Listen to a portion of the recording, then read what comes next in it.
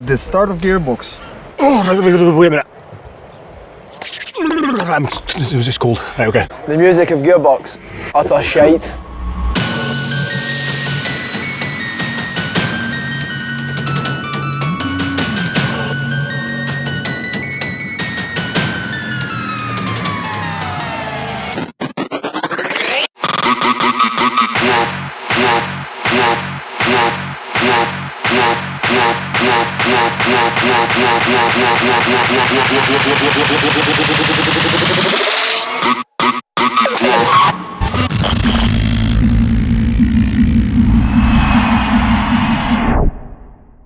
I wasn't looking for any particular sound when starting Gearbox. There was never any restrictions as to what I was doing, which is why we've managed to grow so well, because I've not really focused in on one style at all. It's always just been a case of, does it sound cool?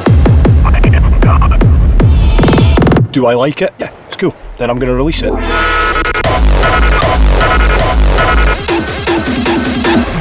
I think it's safe to say Gearbox has been a pioneer of being innovative and influencing on a big part of the scene, because many of the things you see nowadays on main stages, which a lot of DJs do, which are not according to the standards that have been forever, have come from Gearbox, a lot of them. We never really gave too much shit about the rest. Like, we were like, okay, our music is not perfect, it works. Fuck it, you know, like, who cares? Because I'm not a producer, I'm not so judgmental when it comes to the high quality of production. For me, a high quality production is something that is cool musically. You know, it's cool in a rhythmic sense and a melodic sense. It's not, I don't care how well it sounds, like how perfectly rounded it sounds when it comes out of the speaker. That was never something I was overly fussed about. Yeah, we're not afraid of crossing lines, crossing boundaries. Even if it sounds like shit, you know, we basically don't care, because we're trying to find something new here, and I think that's more important. Gearbox, differently from other labels, is kind of what we were saying earlier about the fact that there's a bit more freedom. Yeah, so the quality control in the sense that like the creative part isn't there. You can make literally everything that you have in mind, and you are free.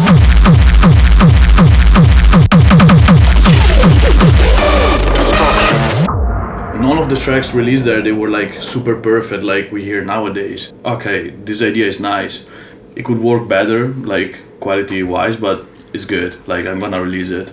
And that has always been a motivation for people, because some labels, either they don't reply, or either they say, no, we're not interested because the sound is not that good, we're not what searching for.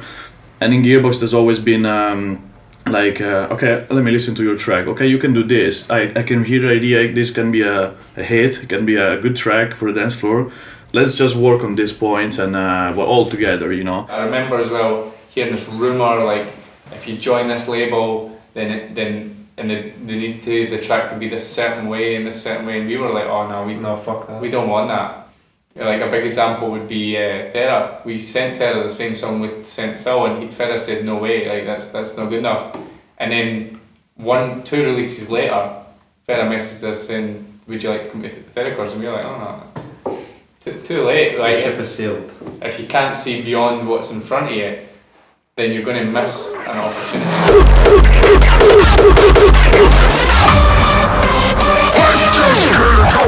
My encouragement to the artist is, look, just do something which hasn't been done before. Unless you're going to make something of insane quality, which is a really standout track, which has similar aspects to what's already been done, which is very difficult, because we've not, well, certainly at that time, we didn't have the best producers.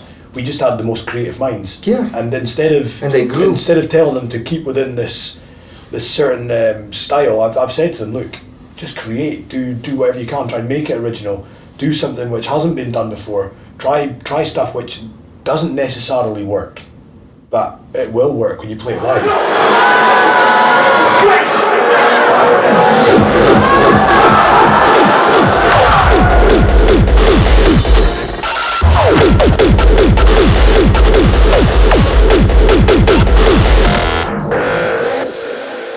Probably people didn't realise at the time, it was the performance. It wasn't strictly the music.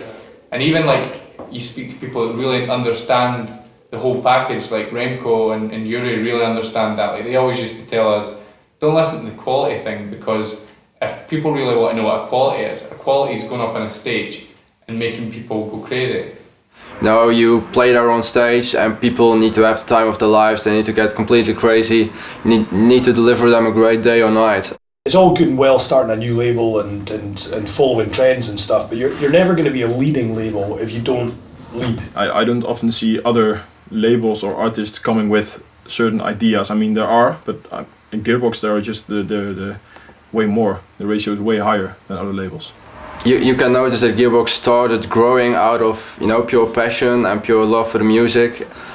There wasn't like a very professional structure to it yet, and I think that's also the beauty of it. The first few years I wasn't a manager, I was a fan.